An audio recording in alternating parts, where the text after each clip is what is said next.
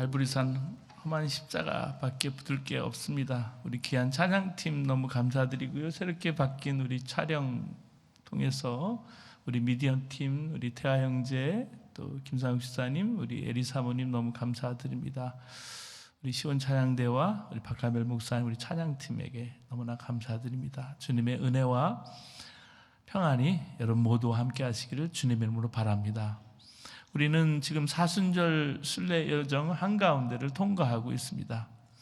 지난 몇 달 동안 여러분 고국의 심령들 눈과 귀를 사로잡았던 사건이 일단 마무리가 됐어요. 어떤 사람은 안도의 힘을 내쉬는 분들도 계시고요, 깊은 시름에 잠긴 이들도 있습니다. 사랑하는 여러분, 이제는 잠시 숨을 고르면서 교회와 성도들이 스스로를 돌아보는 시간입니다. 회개하고 성찰하는 시간을 우리 모두는 가져야 합니다. 이런 일을 겪을 때마다 정말 해함도 없고 상함도 없는 세상의 꿈이 얼마나 연약한지 우리는 체감하지 않을 수가 없어요.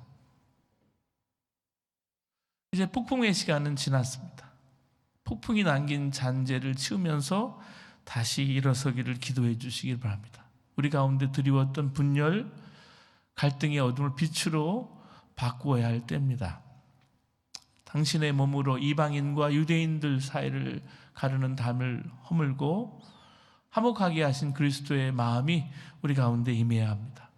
서로를 응시하던 싸늘한 시선을 거두고 서로를 함께 살아가야 될 소중한 이웃으로 대하는 것이 너무나도 절실할 때입니다. 혼신의 힘으로 역사를 바로 세우려면요, 순종도 필요하고요, 혼신이 필요한 거예요. 분열과 갈등의 시를 극복하기 위해서 우리가 혼신의 힘으로 붙잡아야 할 것은 오늘 찬양처럼 예수 그리스도의 보혈의 십자가, 예수 그리스도의 십자가밖에 없어요. 여러분은 가끔 행복하십니까? 라는 질문을 받으세요? 그런 질문을 받을 때가 있어요. 그러면 당황스럽습니다. 행복하세요? 그러면 남과 비교해보고 행복을 생각합니다.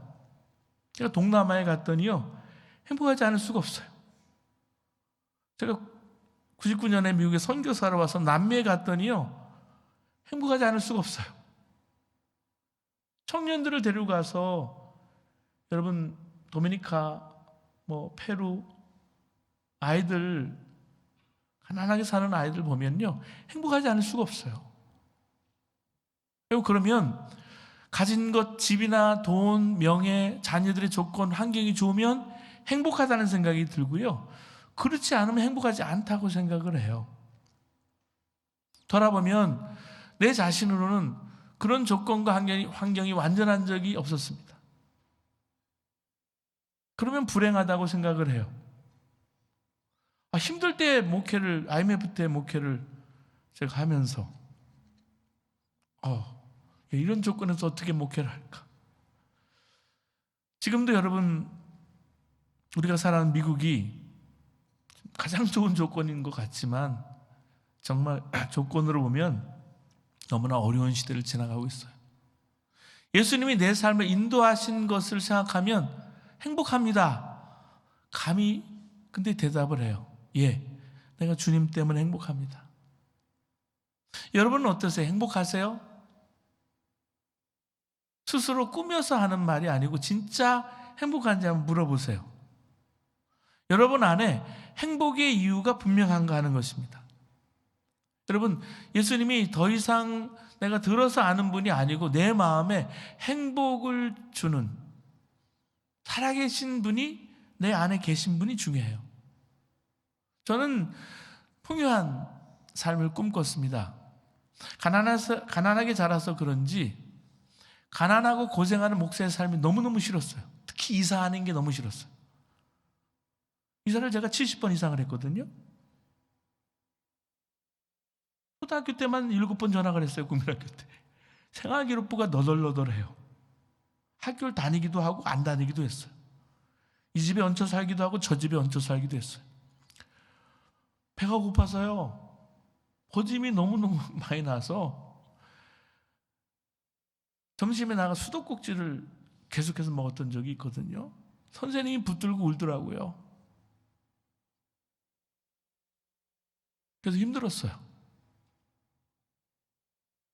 좀 잘 살고 싶었고요. 성공하기를 원했어요.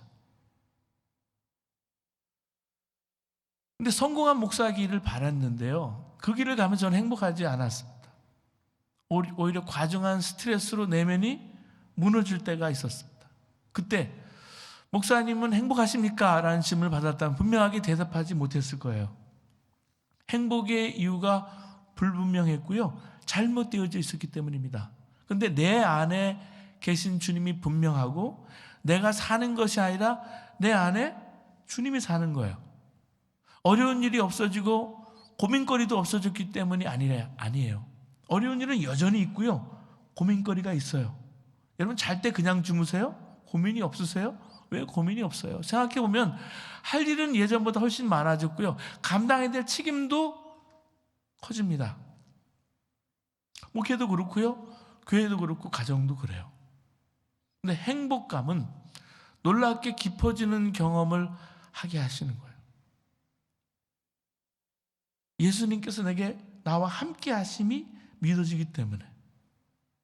오늘 이석기 전사님 말씀을 전해주셨는데 내 마음에 예수님이 함께 하심이 믿어질 때 방향이 생기고 길을 갈 수 있는 거예요. 여러분 돈이나 성공, 마음에 드는 사람으로부터 행복을 얻으려 하면 안 됩니다. 행복은 예수님과의 관계에 달려있다는 사실을 알아야 돼요. 1800년대에 15만 명의 고아를 돌봤다는 알려진 조지 뮬러, 영국의 트리니티가 끝나고 나서 영국의 500주년 종교개혁 그 기념해서 성도들 데리고 영국을 간 적이 있는데 제가 인상 깊었던 것이 조지 뮬러가 운영하던 고아원이었습니다. 조지 뮬러가 일기를 썼어요. 오늘 아침에 사랑하는 아내에게 짜증을 내서 주님을 크게 욕되게 했다. 그래서 그는 주님 앞에 무릎을 꿇고 내게 이런 아내를 주신 그분을 찬양했다라고 썼습니다. 조지 뮬러는 대단히 훌륭한 일을 했습니다.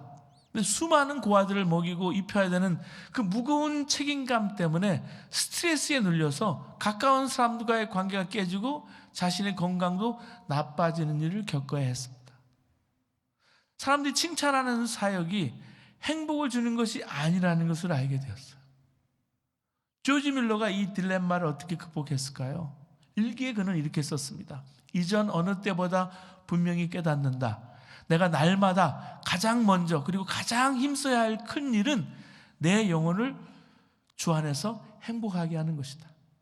내가 관심을 두어야 될 첫 번째는 주님을 얼마나 섬기느냐가 아니라 어떻게 내 속사람이 행복한 상태에 이르냐는 것이다. 그래서 내가 해야 할 가장 중요한 일은 하나님 말씀을 읽고 묵상하는 데 전념하는 것이다. 여러분 주님이 그러면 마음에 계시다고 믿는다고 내가 다 행복하고 순종한다는 말은 아니에요. 제가 한국의 온양에서 목회를 했거든요. 충청연회, 예전에 남부연회였는데 그걸 목회하면서 목사 안수식을 받았습니다. 근데 그 목사 안수식은 사제가 서품하는 것처럼 이렇게 엎드려 십자가 밑에서 엎드려서 그렇게 안수를 받는 거였어요. 엎드렸습니다. 하나님 나를 드립니다. 나를 받아주세요. 그 순간 제가 갑자기 생각나는 게 있었어요. 제가 대학생 때 유기성 목사님이 대학부 담당 목사님이었어요. 그때 이분이 공동예배라는 걸 토요일날 하는 거예요. 주일날 안 하고 토요일날 공동예배를 하는데 자신의 몸을 하나님께 드리는 걸 몸으로 표현해보라는 거예요. 몸으로. 어떤 사람은 기도하는 사람도 있고요. 어떤 사람은 자기 무용이나 이렇게 그 바디 랭귀지로 하는 사람도 있었어요. 우리 팀이 됐어요. 몸으로 표현해보라. 그래서 제가 대학생들 몇 명이 저를 들어서 단에 이렇게 드리는 걸로 올리는 것으로 표현했습니다. 정말 드려지는 순간이었어요. 그러면서 정말 하나님께서 기뻐하실까? 하나님 기쁘실까 생각을 했어요. 만약 누가 집 앞에 업둥이를 놓고 이 아이를 드립니다. 받아주소서 했다면 어떨까요? 우리가 헌신한다고 하나님께서 다 기뻐하시지만은 않습니다. 여러분, 헌신보다 중요한 것은 순종이에요. 여러분, 매 순간 하나님이 함께 하심을 믿고 순종하고 살아가는 게 얼마나 중요한지 몰라요. 그 삶은 정말 놀라운 삶이 됩니다. 이스라엘 백성의 가나안 정복이 오늘 읽으신 본문인데 그것이 증거 중에 하나예요. 사실 이스라엘 백성들이 가나안 땅을 정복하는 일은 불가능한 일이었습니다. 그런데 여호수아와 함께 하신 하나님께 철저히 순종했더니 기적 같은 일이 일어났어요. 여호수아 11장은 이제 여호수아의 가나안 정복 마지막 전투 이야기입니다. 가나안 족속 중에 가장 강했던 하솔 왕을 중심으로 해서 가나안 연합군과의 전쟁이었어요. 이 가나안 족속으로는 절체절명의 그런 전쟁이었기 때문에 엄청난 규모가 합쳐진 거예요. 연합군이 만들어져서 그 군인의 수요가 마치 바닷가에 모래알처럼 많았고 말과 병거가 셀 수 없이 많았다고 성경은 전하고 있습니다. 근데 이 전쟁에서도 여호수아가 이끈 이스라엘이 대승리를 거두는 거예요. 하나님께서 여호수아에게 말씀하십니다. 오늘 본문 6절 말씀 보실까요? 6절 말씀 보시면 뒤에 그들로 말미암아 두려워하지 말라. 내일 이맘때에 내가 그들을 이스라엘 앞에 넘겨주어 몰살시키리니 너는 그들의 말 뒷발의 힘줄을 끊고 그들의 병거를 불사르라 하시랴. 이렇게 약속하시고 실제로 그렇게 하셨습니다. 이 전쟁에 승리한 이후에 각 지파별로 이제 가나안 땅의 땅 분배가 이렇게 이루어집니다. 그런데 오늘 본문에는 여호수아가 가나안 정복을 완수했다는 것 말고도 중요한 주목할 만한 말씀이 기록되어 있습니다. 여러분, 작아 보이지만 분명히 불순종한 것이 있었다라는 거예요. 오늘 본문 22절 말씀 보실까요? 22절. 이스라엘 자손의 땅에는 아낙 사람들이 하나도 남지 아니하였고 가사와 가드와 아스도데만 남았더라. 이렇게 말씀해 주고 있어요. 아낙 사람들은 하나도 없었는데 가드와 아스도데만 남았더라 그랬습니다. 이 말은 여호수아가 가나안 땅의 모든 응적을 다 멸절했다라는 게 아니에요. 멸절한 게 아니에요. 물론 가사와 가드, 아스돗은 전체 가나안족 수에 비하면 아주 작은 곳입니다. 작은 거예요. 그들은 지중해 해안가에 살던 블레셋 족속으로 완강하게 저항한 그런 민족이었어요. 그런 족속이었어요. 성경에 이 구절을 굳이 이렇게 기록한 데 이유가 있어요. 가사와 가드와 아스돗만 남았다. 그것은 그 이후에 이스라엘을 두고두고 고통스럽게 했던 것이 이 부족이었어요. 마치 눈의 가시처럼, 손톱에 박힌 가시처럼 극심한 고통을 겪게 했기 때문에. 사사기와 사무엘서 기록을 보면 그 일들이 기록되어 있어요. 삼손이 두 눈이 뽑히잖아요. 노사슬에 매인 채 옥중에 맷돌을 돌린 곳이 어디였습니까? 가사였어요. 가사. 사울왕이 왕노릇을 할 때 침공했던 블레셋의 장수가 어디 사람입니까? 가드 사람이에요. 골리앗이었습니다. 이스라엘이 블레셋과 싸워서 패전해서 여호와의 언약궤를 뺏긴 적이 있었습니다.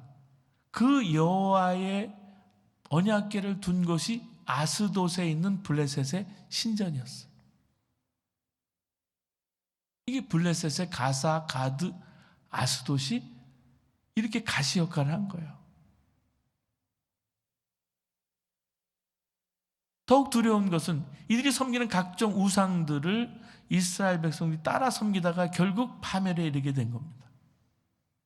여호수아가 만약에 이런 일이 있었다는 걸 알았다면 이 족속들, 그 족속들이 죽기로 저항했어도 아마 진멸했을 거예요. 끝까지 쫓아가서. 그런데 여호수아도 사람인데 어떻게 그 일을 할 수 있었겠어요? 아닙니다. 하나님께서 이미 그런 일이 있을 거라고 분명히 말씀해 주셨어요. 민수기 33장 55절에 보면 너희가 만일 그 땅의 원주민을 너희 앞에서 몰아내지 아니하면 너희가 남겨준 자들이 너희의 눈에 가시와 너희 옆구리에 찌르는 것이 되어 너희가 거주하는 땅에서 너희를 괴롭게 할 것이요 나는 그들에게 행하기로 생각한 것을 너희에게 행하리라. 자, 여호수아는 모세의 시종이었습니다. 모세의 시종이었기 때문에 모세가 기록한 이 구절을 알지 못했을 리가 없죠. 이 말씀은 심각하게 생각하지 않은 것뿐이에요. 알고 있었지만. 여러분, 이게 중요한 것은 지금 우리의 문제고 엄중한 경고이기 때문입니다. 우리 중에 전혀 하나님께 순종하지 않는 사람은 없어요. 그런데 문제는요, 어떻게 순종하느냐는 거죠. 적당히 순종하는 거예요. 그래서 그 작은 일이, 이 작은 족속을 남긴 일, 이 작은 일이 이렇게 심각한 결과를 가져올 줄 몰랐어요. 이럴 줄 알았다면 절대 그렇게 하지 않았을 거예요. 내가 호랑이 새끼를 키웠구나 탄식할 때가 오는 거예요. 그렇기 때문에 여러분, 자기 생각이 옳다고 여기는 대로 행하는 것을 조심해야 합니다. 우리가 쭉 성경을 읽으면서 여호와 보시기에 이런 말씀, 또 사람이 각각 그 소견에 옳은 대로 그런 말씀이 있습니다. 사사기에는 특별히 사사기 21장 25절에 사람이 각각 자기의 소견에 옳은 대로 행했더라라는 말씀이 있습니다. 순종하지 못하는 사람들은 사정이 있어요. 다 사정이 있습니다. 나도 할 만큼 했다. 나도 생각이 있다. 하나님이 이러저러한 일은 하나님 이해하실 거야. 실제로 여호수아야말로 그런 생각을 하지 않았을까? 근데 아무리 핑계를 대도요, 아무리 작은 것이라도 순종하지 않은 것은 불순종이에요. 순종은요 90%가 아니라 100%가 순종이에요.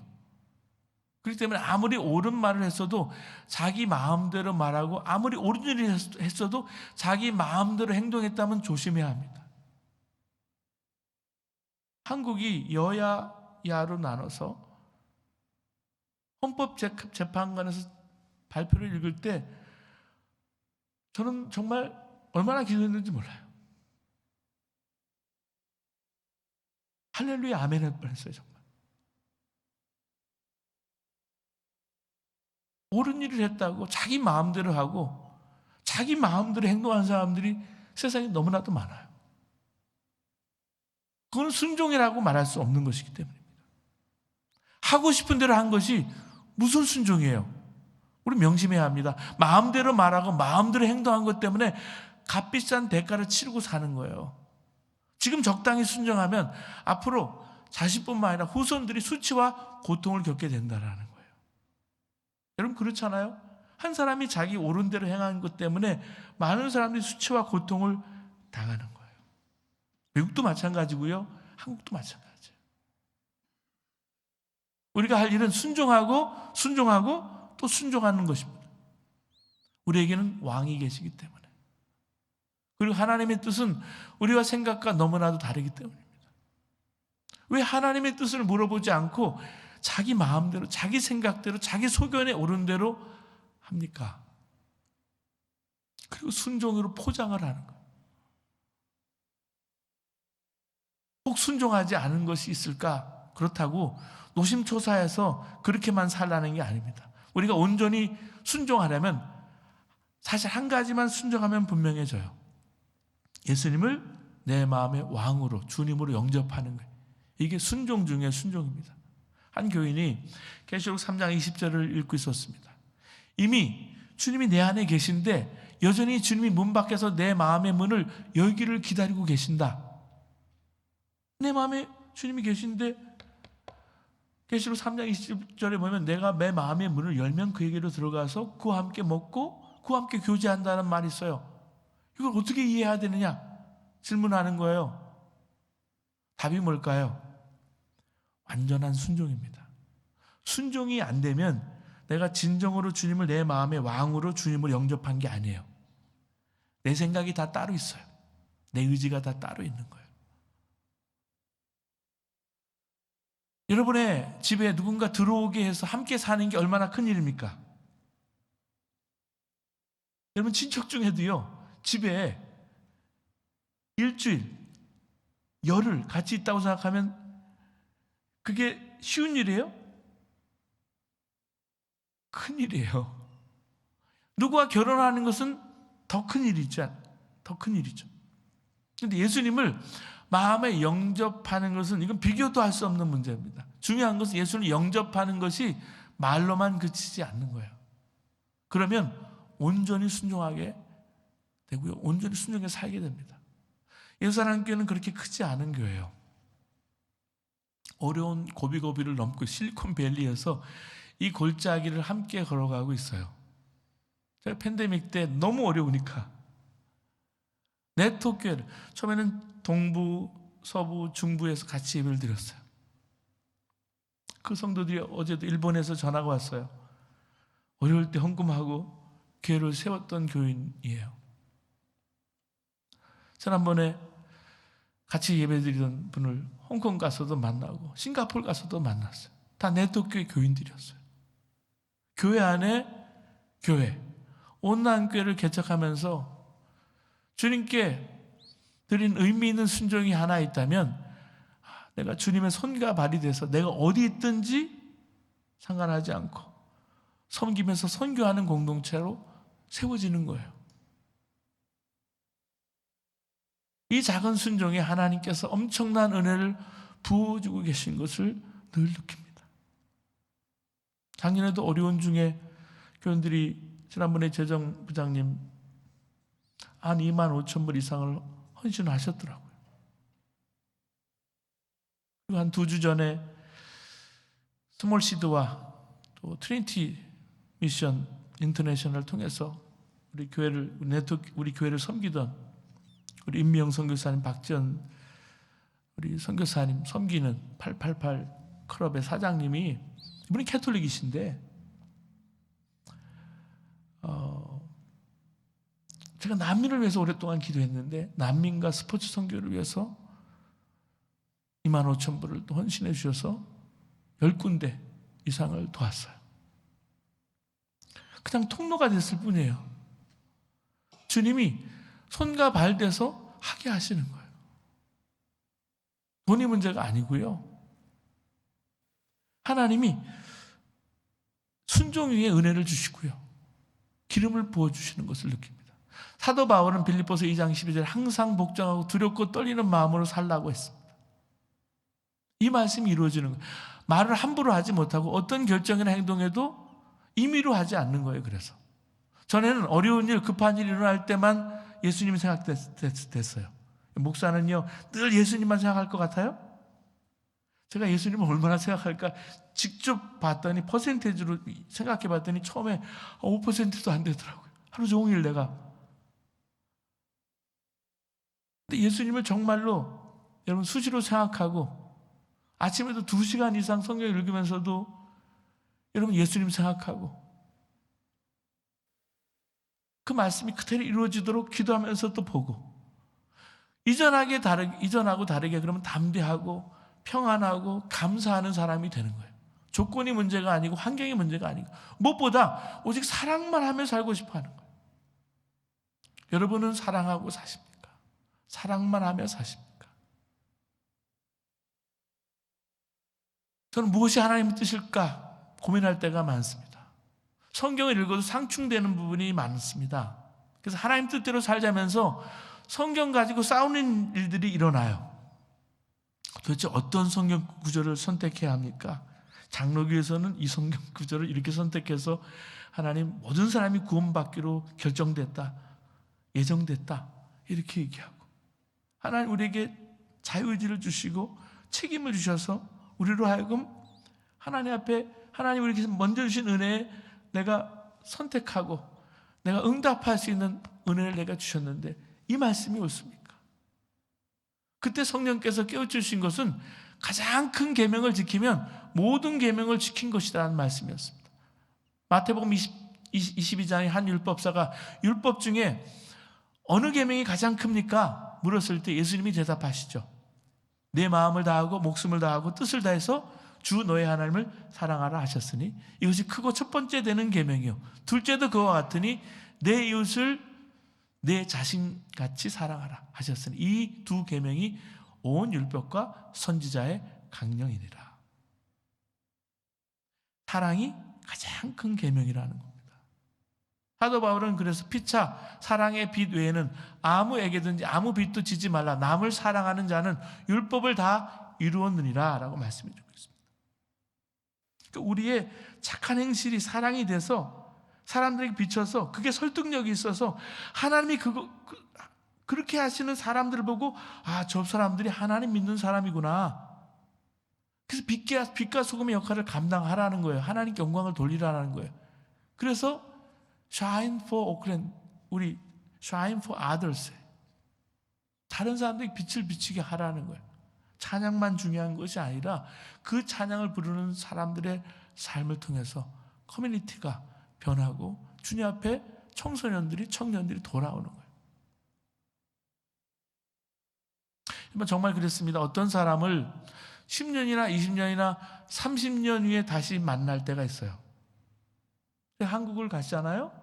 한국을 얼마나 자주 갑니까? 근데 갈 때마다 저분은 10년 만에 만나는구나. 이분은 20년 만에 어떤 분은 30년 만에 제 아버님 장례식 때 왔어요. 깜짝 놀랐어요.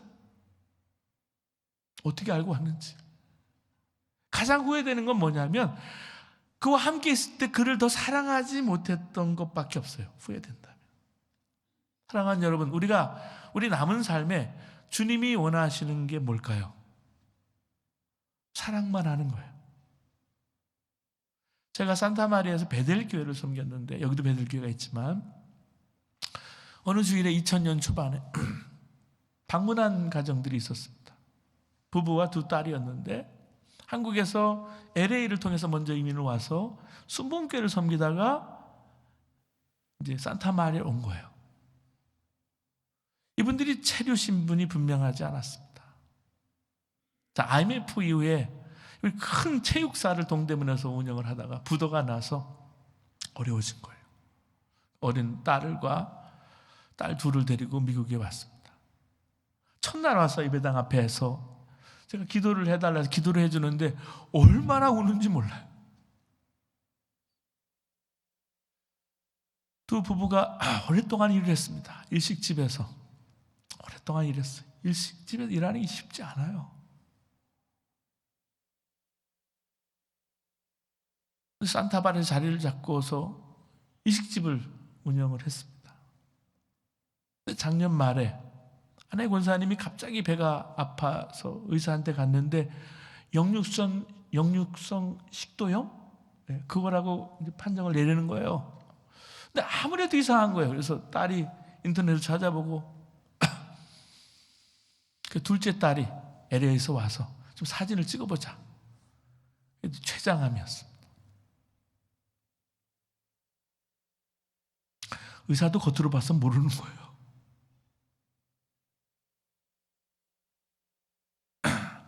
근데 지난 주일날 밤에 이 아내 권사님을 주님이 데려가셨어요. 그 가정을 위해서 남편 권사님께 제가 전화를 드리고 전화를 기도를 하는데 울고 또 우는 거예요. 정말 마음이 너무 아팠어. 그 가정이 20년 전에 심각한 위기가 있어서 제 아내와 제가 갑자기 신방을 간 적이 있었어요. 심하게 싸우신 거예요.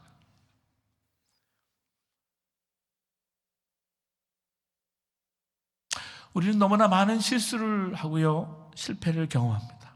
그럴 수 있어요. 그래서 혼란스러울 때 먼저 주님 마음을 구해야 되는 거예요. 그때는 사랑보다는 옳고 그른 것을 판단하고 서로 자아가 강해서 싸우는 거예요. 싸우는데도 이유는 있어요. 분명해요. 맞지 않아요. 그래서 우리 혼란스럽습니다. 주님 마음을 구하는데 뭘 하든지 이게 결국 사랑인가 하는 생각을 합니다. 사랑하는 여러분, 여러분 인생 전체를 오직 하나에 걸어야 한다면 무엇에 거시겠습니까? 저는 깨달았어요. 예수님이 제 마음의 주인이자 왕이 되시도록 하는 거예요. 항상 이게 주님의 마음인가? 정말 주님이 하기 원하시는 것을 나를 통해서 주님 하시옵소서. 그 기도밖에 없어요. 이게 여러분 목회, 여러분 사업에 성공을 이루는 것보다 더 중요한 일이에요. 이것만이 후회하지 않는 결정을 내리게 하는 겁니다. 그래서 매일매일 내가 오늘 살고 또 내일 살면서 주님과 함께 동행하고 함께 살아가는 것, 그 순종이 즐거운 거예요. 이스라엘 랍비 한 분이 어느 목사님에게 이스라엘 사람들은 안식일을 24시간 온전히 지키지 못할까 봐 25시간을 지킵니다 라고 하기에 금요일 저녁부터 토요일 저녁까지 25시간을 25시간을 올스탑하고 안식일을 지키는 것이 얼마나 힘드십니까? 했더니 랍비가 껄껄 웃으면서 이렇게 말했습니다. 큰 오해입니다, 목사님. 저는 반대로 안식일이 없다면 어떻게 살까 생각을 합니다. 저는 새벽부터 밤까지 바쁩니다. 식사할 시간도 없을 때가 많습니다. 이렇게 살다가 안식일이 되면 전화도 안 하고 전화도 안 받고 신문도 안 보고 텔레비전도 보지 않고 올스탑하고 회당에 아이들과 같이 갔다 와서 식사를 하고 또 아이들과 놀고 하루를 지냅니다. 이 안식일이 없다면 제가 어떻게 살겠습니까? 안식일을 주신 하나님께 늘 감사합니다. 그 말에 목사님이 너무너무 부끄럽다고 했어요. 이런 주일에 함께 와서 영어와 한국어로 서로 배우면서 온 세대가 함께 예배하는 것이 안식일이 얼마나 중요한지 몰라요. 그래서 이 안식일이 회복이 돼야 돼요. 여러분, 제가 자란 교회가 이제 광림교회인데 제가 20년을 온전히 섬겼어요. 한 번도 안 빠지고. 근데 거긴 5가지 전통이 있습니다. 적극적 신앙, 풍요한 창조, 성실한 생활, 사랑의 실천, 일치된 순종. 이걸 거의 외웠어요. 그 중에 일치된 순종이 가장 기억이 납니다. 제가 섬기던 목사님이 유명한 목사님이었는데 감리교 감독회장님 은퇴하신 분이고요. 죄송합니다. 의사를 하셨기 때문에 군의관으로 참전을 하셨다가 나중에는 이제 군목이 되셔서 군종 실장까지 지낸 분이에요. 그래서 이 하이라키 구조, 교회 문화가 위계 질서가 분명합니다. 상명하복이에요. 상명하복이 여러분 좋을 때가 있고 그렇지 않을 때가 있어요. 질서와 행정, 교회 모든 것이 순종의 문화입니다. 여러분 감리교도 마찬가지. 성공회와 캐톨릭 저게 파송제이기 때문에 슈퍼바이저하고요 감독제예요. 이게 하이라키예요. 한번 생각해 봐야 돼요. 좋은 것도 있지만 그렇지 않은 것도 있어요. 사실 담임 목사에게 순종을 하면 교회가 잘 운영되고 성장하리라고 생각을 하는 거예요. 담임 목사에게는 큰 위로와 격려가 될 수 있고 교회 운영도 효율적으로 할 수 있을 거라고 생각을 합니다. 저도 그렇게 생각하고 열심히 그 위계 질서를 따라서 했어요. 그렇지만 그것은 교회와 그 목사님에게 재앙도 될 수 있어요. 주님의 교회는 목사나 장로에게 순종하는 것이 아닙니다. 오직 주님께 순종하는 것입니다. 진정 주님이 원하시는 게 뭔지, 하나님의 소원이 무엇인지 알게 될 때 주님께 충성할 수 있는 거예요. 주님이 기뻐하시는 일을 하는 거예요. 그래서 성령의 질서 안에서 하나가 되는 겁니다. 그렇기 때문에 끊임없이 주님 바라보고 주님 앞에 순종하도록 연습하는 거예요. 사순절이 그런 기간이에요. 오직 주님께 순종하라고 한다면 주님은 분명히 우리와 함께 하시고 교회를 하나 되게 이끄실 것이기 때문에 오직 주님만이 우리의 순종을 받으시기에 합당한 분이기 때문에 이게 분명해야 돼요. 세상 사람들이 예수 믿는 사람들을 빈정거릴 때 자주 하는 말이 뭐냐면 말은 잘한다. 그것입니다. 너무나 마음 아픈 말이고요. 우리를 부끄럽게 하는 말이에요. 말만 주여주여 하지 말고 정말 주님께, 예수님께 순종하며 살아야 할 것입니다. 찬송만 하지 말고 주님을 찬송하는 삶을 살아야 한다는 말이에요. 순종을 할 때 즐거이 순종하는 자가 되어야 합니다. 이사야 1장 19절에 너희가 즐겨 순종하면 땅의 아름다운 소산을 먹을 것이요 그랬습니다. 여러분 독한 마음 먹고 순종하는 것도 있는데요. 독한 마음 먹고 순종하는 것은 오래가지 못해요. 즐거이 순종해야 진짜 순종하는 거예요. 그 순종을 두려워하지 말아야 합니다. 순종이 사는 길이에요.